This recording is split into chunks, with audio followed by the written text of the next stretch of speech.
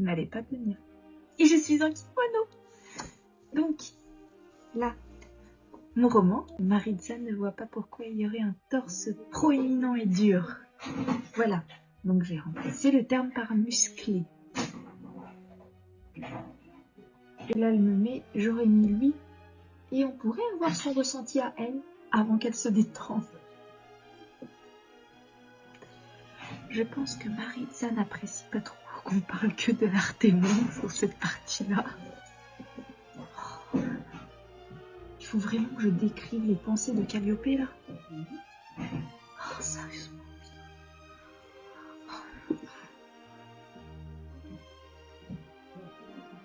Oh, c'est trop mignon.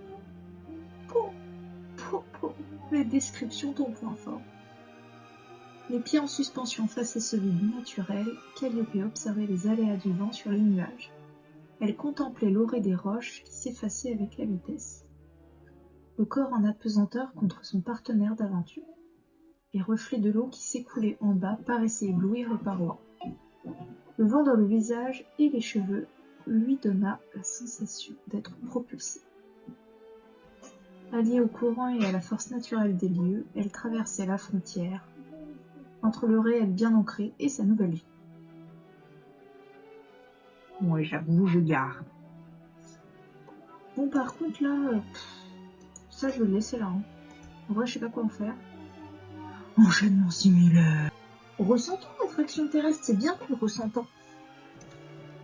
Alors ça, c'est ma botte secrète. Quand elle me met enchaînement similaire, eh ben, c'est une très bonne question.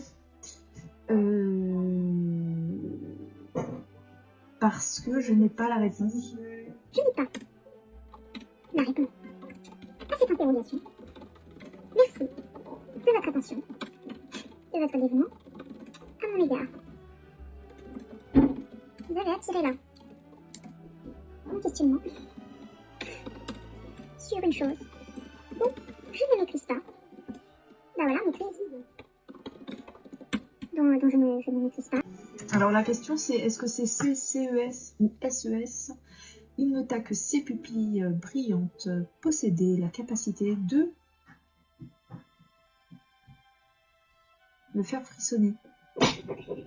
Oui, donc il parle des pupilles de Calliope. Donc, c'est Sienal. Obsédé. Ah bon?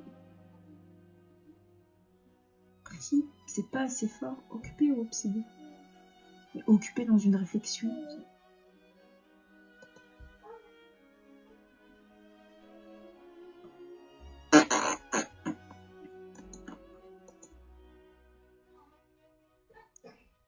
Accaparé. J'espère que j'utilise pas trop le mot accaparé. J'ai l'impression que dans mon 4e roman, j'utilise que ce truc, que ce verbe. Mais j'ai pas l'impression que dans celui-ci, ce soit le cas.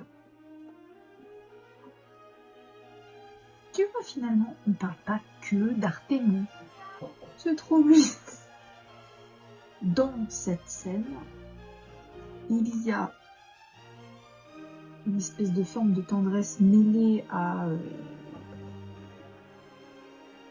la découverte. Il y a énormément de recul de prix sur les deux personnages parce que, et ça aussi je vous le rappelle, mais en fait c'est pas un rappel parce que je l'avais pas dit, il n'y a pas de romance dans ce roman, à proprement parler. Pas comme je l'ai fait dans mes autres ouvrages. Et elle me dit qu'on n'arrive pas à le percer, à le décrypter. Pourtant, il semble si tendre et vouloir être câlin, entre guillemets. C'est pas tellement ça.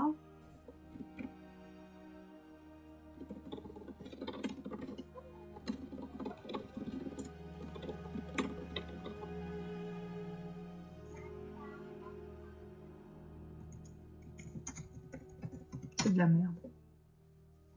Oh, en plus, j'ai écrit cloîtré dans une cloison. Non, mais c'est de la merde. Ça, c'est pas possible. Il faut savoir que moi, sur chaque bêta lecture, j'ai finalement très peu de choses que je supprime. Et ça, c'est pour chacun de mes romans. Pourquoi? Parce que mes romans sont déjà de base très courts. Du coup, je suis plus, après une lecture, à rajouter, à approfondir des points, des trucs, des petits détails à la con, mais que moi je ne vois pas sur le moment parce que ça me paraît évident. Et c'est pour ça que j'ai besoin de ces bêta lecteurs pro, parce que, en fait, concrètement, eux, ils ont l'œil. Typiquement, moi, j'aurais pas vu le problème, quoi. Je ne sais même pas à quel point ce passage. J'ai pas écrit ça quand même. Quand je pense que je l'ai envoyé.